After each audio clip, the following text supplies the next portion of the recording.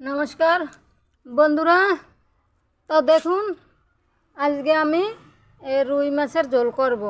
যেরকম একদম জল দিয়ে দৌড়ে সেরকম টাটকা।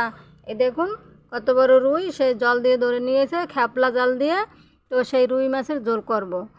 শাকের মধ্যে পুঁই, মাছের মধ্যে রুই, সেটা দিয়েই ঝোল করব আজকে। তো আসুন মাছটা কীভাবে আমি আজ ছাড়াচ্ছি। এইভাবে আপনারা বড় মাছ বাড়িতে কাটলে পরে এইভাবে আইস ছাড়িয়ে নেবেন।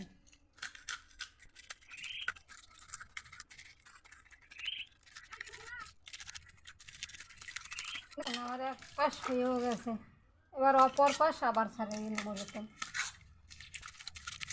মাছের আইস ছাড়ানো রেডি।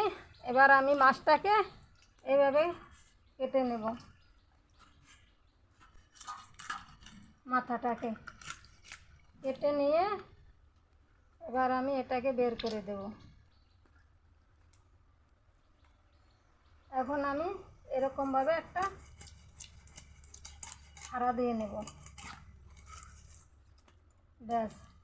এবার আমি মাছটাকে পিস করে নেব এরকম করে। দেখুন মাছটাকে আমি এভাবে ধুয়ে নেব। মাছ কাটা আমার রেডি, এবার ধুয়ে নেব। এরকম করে আপনারা 7-8 বার করে ধুয়ে নেবেন। দেশি মাছ তো, দেশি মাছ একটু বেশি করে ধোয়া লাগে। বেশি না ধুলে মাছ একটা বিজাল থাকে, বিজালটা কাটে না। এবারেই আমার লাস্ট ধোয়া, আর দেবো না। এবার চলুন মাছ তুলে নেই। তুলে নিলাম গামলির ভিতরে এক এক করে। দেখুন আমার মাছ ধোয়া রেডি। এবারে চলুন রান্নার দিকে আগাই।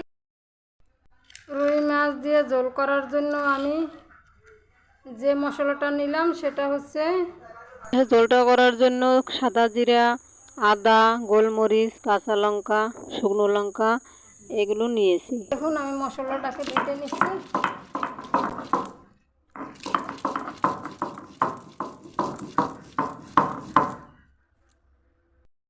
আমার রেডি।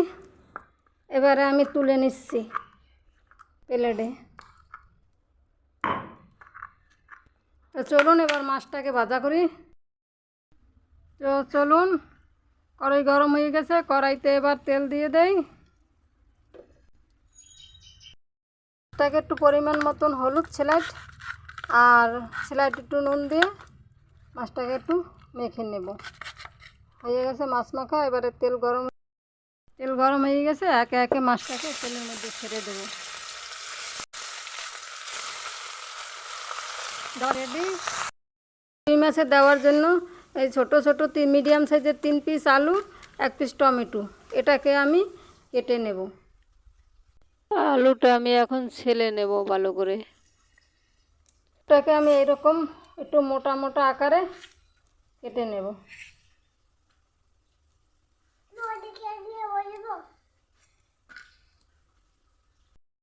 কেটে নিলাম আমি টমেটোটাকেও, কেটে নিলাম আমি আলু।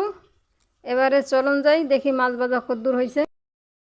তো দেখুন মাছ ভাজা হয়ে গেছে এক পাশ, আর এক পাশ উল্টিয়ে দিচ্ছি।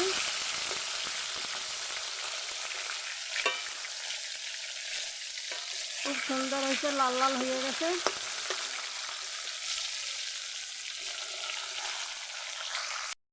দেখুন আমার মাছ ভাজা হয়ে গেছে। এখন আমি এক পিস মাছ তুলে নেব।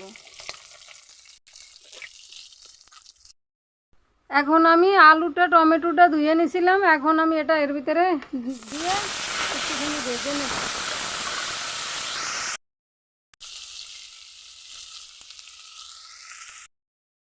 এর সাথে আমি দিয়ে দিলাম আদা বাটা, জিরা বাটা, লঙ্কা বাটা, যে মশলাটা বেটেছিলাম সেটা দিয়ে দিলাম।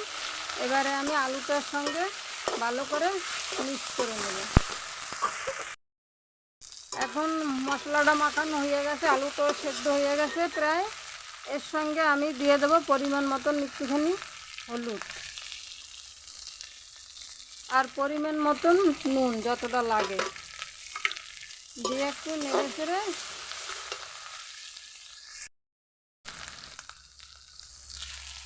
একটুখানি নেড়ে চেড়ে নেব। নেড়ে চেড়ে নিয়ে এখন আমি এর ভিতরে পরিমাণ মতো জলটা ঢেলে দেবো,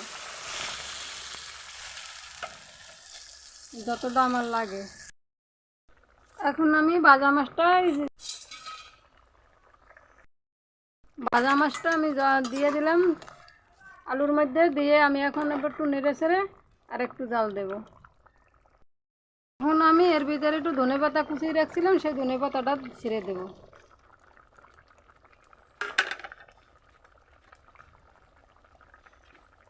একটু নেড়ে ছেড়ে দেব।